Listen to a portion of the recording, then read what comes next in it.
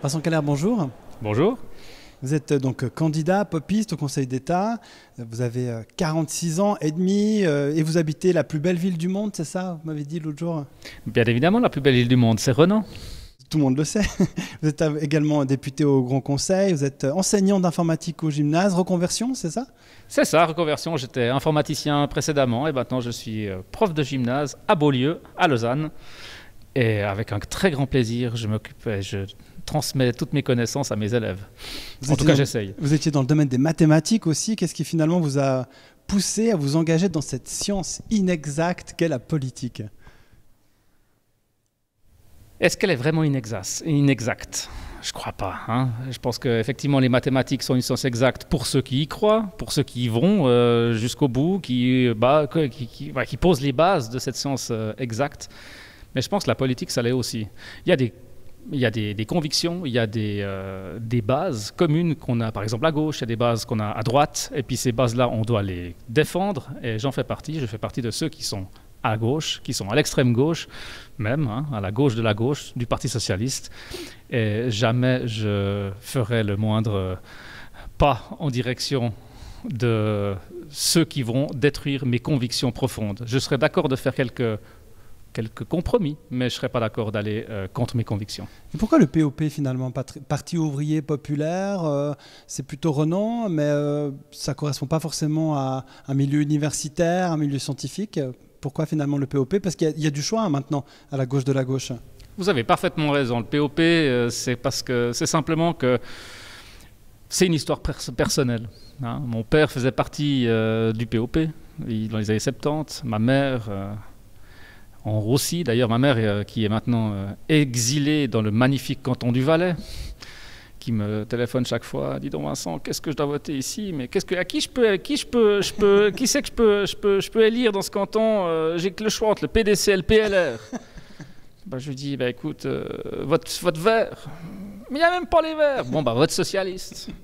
Enfin bref, voilà, c'est pour ça que finalement j'ai adhéré à l'âge de 16 ans au POP, après avoir rencontré une femme exceptionnelle qui existe toujours, qui est toujours de ce monde, qui est Marianne Huguenin, ancienne syndic de Renan, qui m'a vraiment passionné et qui m'a montré toutes les bases de la politique vaudoise, de la politique nationale, tous les combats que ce parti a menés depuis 75 ans. Je rappelle quand même que le POP, c'est un parti national qui a 75 ans. Et donc, voilà, une histoire importante à prolonger.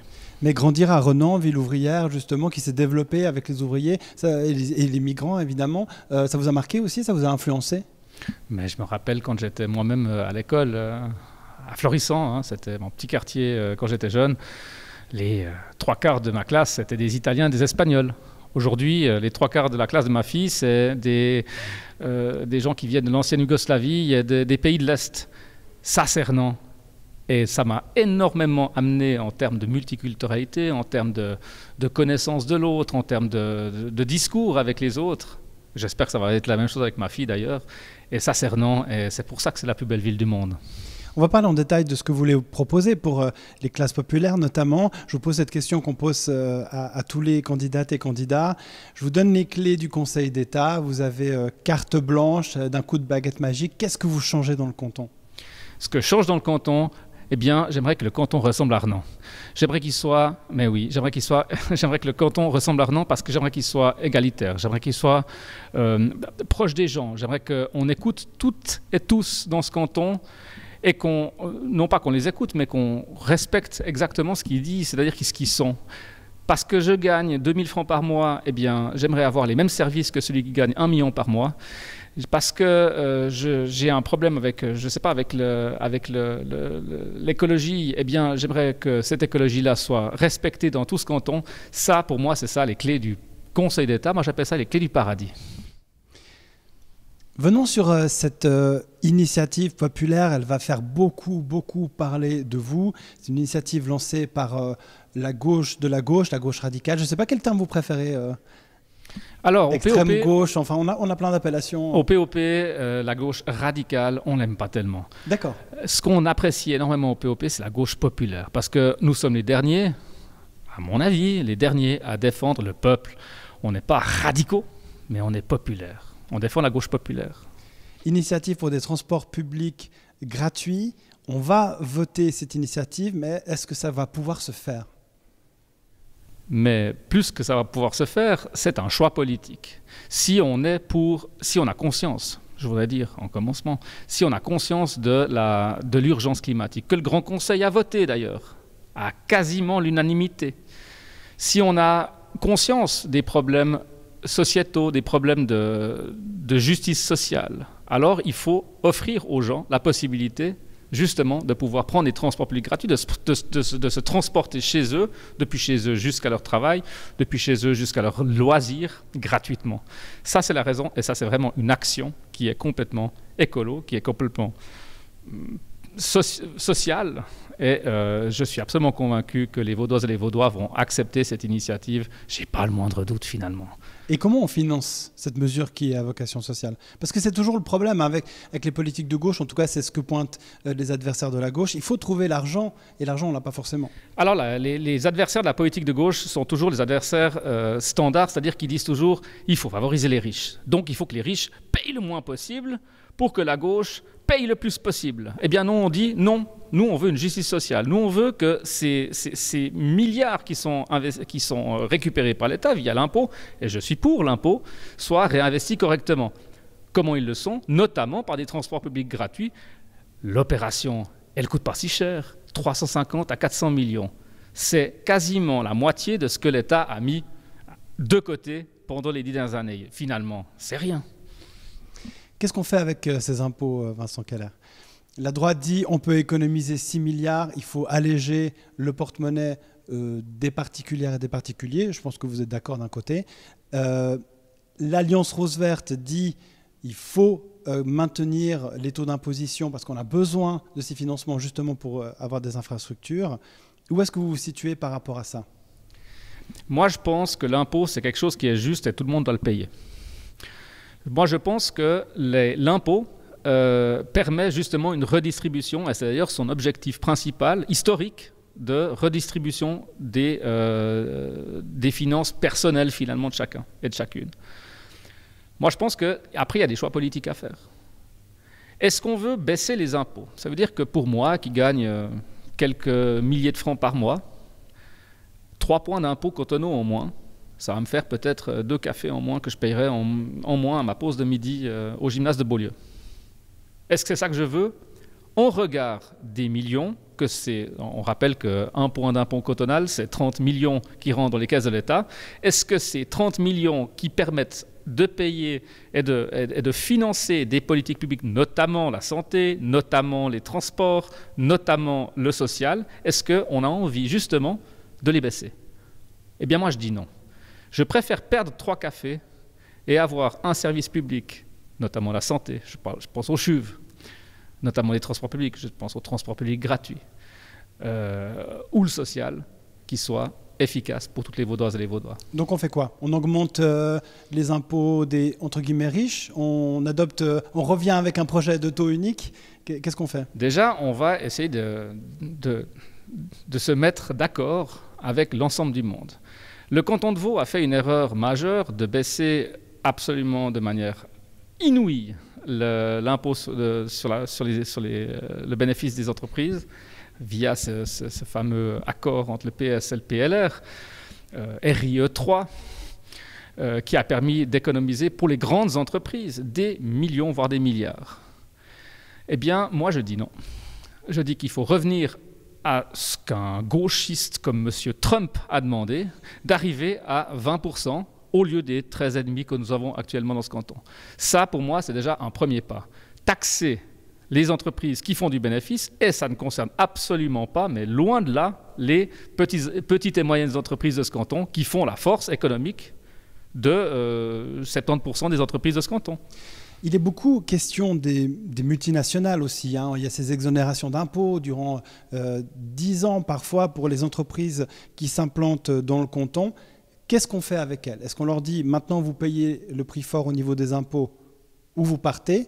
Ou alors est-ce qu'on continue comme ça en disant voilà, ça crée des impôts, etc. Vous étiez aussi dans le domaine informatique. Vous pouvez comprendre qu'on a besoin d'entreprises qui viennent aussi innover en Suisse et dans le canton ? Parce que vous pensez qu'on a besoin de Google, de Apple, de Facebook. Je déteste donner ces marques-là à votre antenne. Est-ce qu'on a besoin de ces entreprises-là pour financer les politiques publiques de ce canton? Moi, je pense que non. Est-ce qu'on a besoin d'avoir une entreprise comme Valais qui fait des dégâts colossaux dans le reste du monde pour financer les politiques publiques de ce canton? Eh bien, moi, je dis non.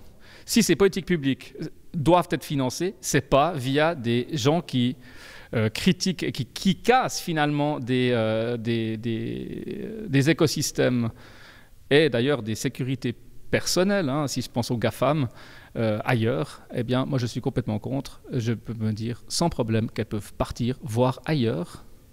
Que le canton, on n'en a pas besoin. Le canton n'en a absolument pas besoin. Et de quel type d'entreprise le canton a besoin alors finalement? Mais le canton de Vaud a besoin justement de ce génie local, ce génie proche de nous, c'est-à-dire il faut des paysans, il faut des innovateurs. J'étais à l'EPFL, j'ai travaillé pendant 20 ans dans cette école. Je sais très bien que ce canton, cette région de l'Ouest lausannois dont je suis candidat, recèle une quantité incroyable de talents. Et une possibilité de créer des entreprises. J'en ai moi-même créé une d'ailleurs. Hein, ça paraît un peu bizarre qu'un communiste, comme disent mes adversaires de droite, un communiste ait créé une entreprise il y a une dizaine d'années sur des new tech. Hein. Il s'agissait d'économiser de l'énergie sur des applications qui tournaient dans le cadre du calcul à haute performance. Eh bien, c'est possible de le faire. C'est possible de le faire et c'est ça qu'on a besoin dans ce canton. L'innovation ne va pas être freinée par une imposition juste pour le reste de la population. Je vous propose de parler très brièvement du climat. Vous en avez parlé un petit peu par rapport à ces entreprises multinationales qui sont dénoncées donc, par des membres du groupe d'ensemble à gauche, groupe dont certains candidats aussi sont des militantes et sont des militants qui font des actions de désobéissance civile, donc ils frôlent avec l'illégalité. Donc en plus des mouvements sociaux, des manifestations et tout ça, quelle est un peu votre vision de ces personnes qui vont jusqu'à flirter avec l'illégalité pour faire valoir leurs idées? J'ai toujours estimé que lorsque nos convictions personnelles profondes, comme c'est notamment le cas de, vous citez notamment ces militants de Extinction Rébellion et d'autres. Grève du climat. Grève du climat, sûr, ouais. Qui, comme vous dites, flirtent avec l'illégalité. J'ai toujours estimé que ces personnes-là sont de très loin des partenaires de notre mouvement. Pourquoi? Parce qu'il y a un moment, il faut se rendre compte qu'il ne faut pas avoir raison avant les autres, pas avoir tort après les autres, il ne faut pas avoir raison tout seul. Mais il y a un moment donné d'avoir un aiguillon aussi fort que ces personnes-là, que je soutiens. Je suis derrière elles, derrière eux. Eh bien, ça permet peut-être à certaines politiques ronflantes, de droite notamment, ou du centre, de se dire qu'effectivement, les jeunes, il faut les écouter, parce que les jeunes, la planète qu'on a aujourd'hui, et dans laquelle nous sommes nous-mêmes dépositaires de nos ancêtres, eh bien, c'est celle qu'on va léguer à eux. Et si elle est complètement pourrie, eh bien, je suis vraiment désolé, mais je préférerais qu'on les écoute eux-mêmes. Mais je m'adresse aussi aux députés. Est-ce que des activistes ont leur place ou peuvent trouver leur place dans un grand conseil, dans un conseil d'État? Alors, je suis absolument convaincu que des activistes ont leur place dans un grand conseil, parce qu'on voit bien, un grand conseil, 150 députés, c'est toujours des débats qui sont tirés à gauche, qui sont tirés à droite, qui sont tirés parfois au centre. Et d'avoir une voix pour le climat, si c'est à elles et eux que vous pensez, eh bien c'est très important de les avoir, parce que justement, ça va peut-être réveiller certains ronflants qui se trouvent très souvent à droite ou à l'extrême droite de ce Parlement, et qui vont permettre de se dire, ouais, effectivement, on va les écouter et on va aller vers eux. Et pour en revenir à la politique du POP, le climat, qu'est-ce qu'on fait avec? Il y a notamment cette réponse qui revient régulièrement également dans la gauche. On favorise les énergies renouvelables. On sait que le solaire, c'est fastidieux à mettre en place. On sait que les éoliennes, ça crée des bisbilles à l'intérieur du canton et au Grand Conseil également. qu'est-ce qu'on fait pour améliorer la durabilité du canton? C'est une grande question. Moi, je vous avoue que je me distancie assez fortement de la politique des Verts, de ce que j'appellerais l'écologie par la culpabilisation. C'est-à-dire qu'on a une vision de bobo lausannois, bouffeur de quinoa, et d'amateurs de vélo électrique nucléaire d'ailleurs, qui n'a aucune idée de ce que c'est que la réalité dans le reste du canton. Je m'y oppose complètement. Pour moi, je pense qu'on peut tout à fait imaginer supprimer une bonne partie des consommations énergétiques, hein, donc baisser la consommation de certaines parties, certains pans de la consommation globale du canton, pas forcément en y rajoutant des éoliennes qui sont une balafre dans le paysage, avec évidemment une efficacité qui est catastrophique. Mais par contre, aider peut-être, enfin certainement, aider à celles et ceux qui le veulent, les propriétaires, pourquoi pas les locataires d'ailleurs, à mettre du solaire, ou du solaire électrique, et pas forcément électrique, mais aussi du solaire thermique, pour baisser la consommation ou alors augmenter la part d'énergie renouvelable. Moi, je pense que c'est dans cette direction-là qu'il faudrait plutôt aller, mais je répète, l'écologie par la culpabilisation, c'est-à-dire qu'on paye des taxes. Je me rappelle, ça c'est une petite anecdote d'une députée verte qui aimait bien faire des allers-retours New York-Genève. Puis je lui disais, mais tu ne trouves pas que ce n'est pas très écolo? Elle me disait, non, mais moi je compense. C'est-à-dire que je fais 3 allers-retours, puis je plante 2 arbres.